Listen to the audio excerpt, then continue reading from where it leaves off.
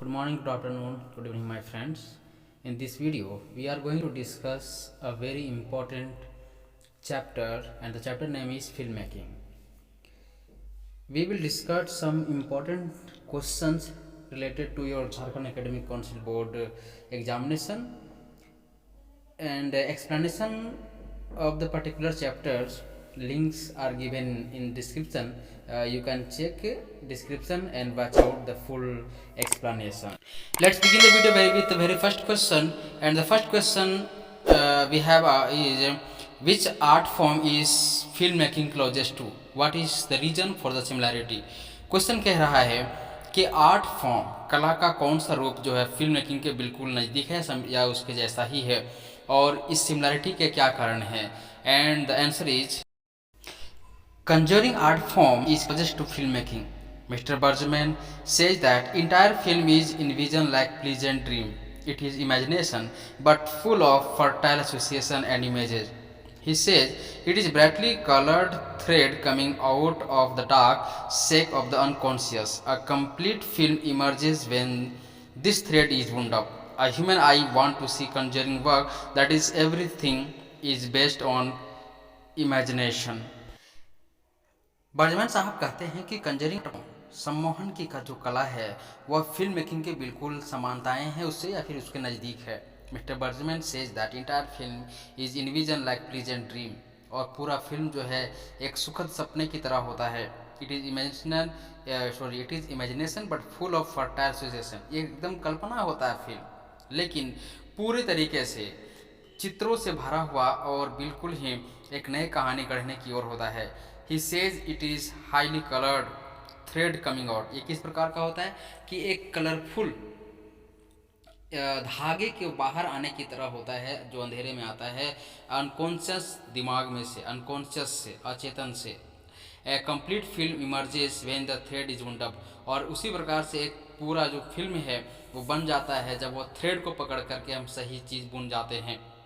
और उसी को यहाँ पे दिखाया गया है कि एक मानवीय आँख जो है एकदम ही सम्मोहनीय कार्य को ही देखना चाहती है जो कि कल्पना पर सबसे अच्छा होता है. And the next question from this chapter is what according to Bergman is the relationship between a film maker and his audience. Bergman साहब के अनुसार फिल्म बनाने वाले और दर्शकों के बीच में क्या संबंध होता है. And the answer for this question is the relationship between a filmmaker and his audience are: filmmaker has to keep the feeling, choice, emotion, spiritual emotion in his mind, obey the criticismers and fault electors. The response from audience about a film should be accepted respectfully by the filmmaker because it is valuable asset.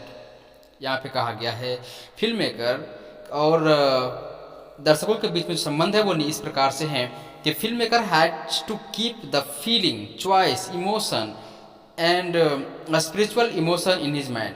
एक film बनाने वाले को जनता के feeling का, उसके पसंद का, उसके भाव का, उसके आध्यात्मिक भाव का ध्यान रखना होता है.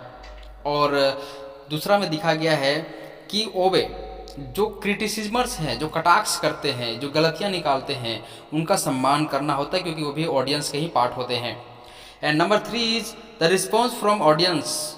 जो रिस्पॉन्स मिल रहा है, जो मूवी रिलीज होने के बाद जनता, दर्शक जो मूवी के बारे में अपना राय दे रही है, उसको सम्मान सहित एक्सेप्ट करना, स्वीकार करना, क्योंकि वो गलतियां ही एक फिल्म मेकर को अगले फिल्म में गलतियां करने से रोकेगी और वह एक बड़ा या महान फिल्म मेकर बन के उभर सकता है. इसलिए 3 बातें हैं जो रिलेशनशिप को दर्शाते हैं. Next question from this chapter is very important for 2021 and the question is what are the some of flaws of the world of film making today. आज के समय में फिल्म मेकिंग की दुनिया की फ्लॉज का मतलब होता है खामियां. क्या खामियां हैं, ठीक है. तो let's watch out the answer for this question and the answer is the some of flaws of the world of film making today are artistic creation is being given place next to the individual today. Next one is there is no sin intolerance and loss of team spirit among all workers in the film industry. Art is no more understood analogous to worship of Almighty. The artist today considered his isolation, subjectivity, and his individual. And the Hindi explanation for this answer is: आज film निर्माण की दुनिया की खामियां के योग हैं कुछ इस प्रकार से हैं। कलात्मक रचना को आज व्यक्ति के आगे स्थान दिया जा रहा है। फिल्म उद्योग के सभी कार्यकर्ताओं में सहिष्णुता और टीम भावना की कमी देखी गई है। कला अब सर्वशक्तिमान की पूजा के समान नहीं समझा जाता है और कलाकार आज अपने अलगाव को विषय वस्तु और अपना व्यक्तित्व मानता है। ये इसका हिंदी रूपांतरण हुआ। Now the next question from this chapter is: what is the nature of the first impression that form the basis for a film? अर्थात पहली छाप की प्रकृति क्या है जो एक फिल्म के लिए आधार बनाते हैं। ये इसका हिंदी हुआ। And the answer for this question is: the first impression are to make audience laugh, screams with afraid a smile, believe in fairy stories, becomes indignant, feel shocked, charmed, deeply moved, orient with boredom. Does the first impression cannot a bit of conversation or a chance remark or has a both agreeable event unrelated to any particular situation? And this was your answer. And the Hindi translation for this answer is: पहली छाप दर्शकों को हंसाने के लिए है। तली हुई मुस्कान के साथ चीखना, परियों की कहानी में विश्वास करना अशोभनीय हो जाता है, मोहित हो जाता है, गहराई से हिल जाता है। ऊब के साथ और इनकी पहली छाप नहीं कर सकता या एक मौका टिप्पणी नहीं कर सकता है या एक नाव से सहमत घटना है जो किसी विशेष स्थिति से असंबंधित है। This was the fourth question, and the fifth question from your textbook or the chapter filmmaking is: what childhood memories by the author recollect that had bearing on his later involvement with film making? Question कहता है कि वो बचपन की कौन सी यादें हैं जिसके सहारे जो लेखक हैं इकबाल बर्जमैन साहब वो फिल्म मेकिंग में या फिल्म मेकिंग की दुनिया में जाने में इनको मदद करता है। And the answer for this question is: the author recollect of the following childhood memories. Magic lantern. Author जो है निम्नलिखित बचपन की यादें जमा करता है। पहला है मैजिक लालटन, जिसमें मूविंग रेड हॉर्स की स्टोरी डिस्प्ले होती थी। Projector with 9 feet reel. Projector with 9 feet reel, projector जो उनको मिला था जो 9 फीट रील के साथ था। स्टोरी क्या था इसमें? एक लड़की होती है, वो सो रही होती है, उठती है, अपनी बाहें फैलाती है और ये स्टोरी ख़त्म हो जाता है। उन्होंने इस प्रोजेक्टर को तब तक इस्तेमाल करा था जब तक ये प्रोजेक्टर एक्चुअली ख़त्म नहीं हो गया। ठीक है।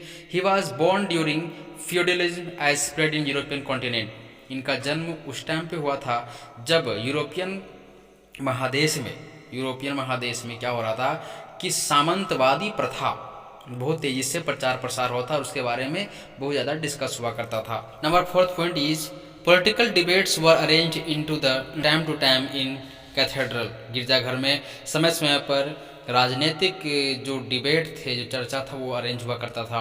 As his father was busy in deceptive ruling of public in Sweden, his grandmother remained only one caretaker. He stayed the rule of Venice, which was run from Upasla Cathedral under his father's tricky command. And the 6th point is: he could understand very easily the procedure of funerals, marriage, baptism and preaching and framing and spring sermons. ये 6 point है जो वो recollect करते हैं mostly, और यही आपको लिखना अगर ये क्वेश्चन आपको पूछता भी है। And the Hindi translation for this answer is: तो ये 5 सवाल थे जिसको हमने अभी आपको कराया है, और इसका आंसर अंग्रेजी और फिर अंग्रेजी का हिंदी रूपांतरण आपको समझने के लिए हमने देने का कोशिश करा है। ये 5 क्वेश्चन आने वाली परीक्षा में जो आपको मार्च 2022 में परीक्षा होनी है, इसके तहत अगर आप झारखंड बोर्ड से हैं तो ये आपके लिए बहुत ही महत्वपूर्ण हो जाता है। साथ ही साथ अगर आप तैयारी कर रहे हैं 2023 की परीक्षा के लिए तो भी ये चैप्टर आपके लिए महत्वपूर्ण होगा। हाँ, हो सकता है कि क्वेश्चन बदल जाए, लेकिन क्वेश्चन बदलने के कारण या अगर साल समय बदलता है तो उसके साथ साथ हम भी आपको अपडेट करते रहेंगे कि ये सवाल कौन से आएंगे और कौन से नहीं आएंगे। फिलहाल 2022 की होने वाली परीक्षा के लिए आपको ढेर सारी शुभकामनाएं। आप अच्छे से परीक्षा को लिखें और उन परीक्षाओं में अच्छे मार्क्स हासिल करें ताकि आप अच्छे कॉलेजेस में एडमिशन ले सकें। अगर आप चैनल पर नए हैं तो चैनल को सब्सक्राइब कीजिए। वीडियो अगर आपको थोड़ा भी हेल्पफुल लगता है तो वीडियो को लाइक कीजिए और संबंधित सभी लोगों को शेयर ज़रूर करें ताकि उन्हें भी उनके परीक्षा में अधिकतम मार्क्स लाने में थोड़ी सहूलियत हो जाए। मिलते हैं जल्द ही नेक्स्ट वीडियो के साथ, तब तक के लिए प्रेम पूर्वक नमस्कार।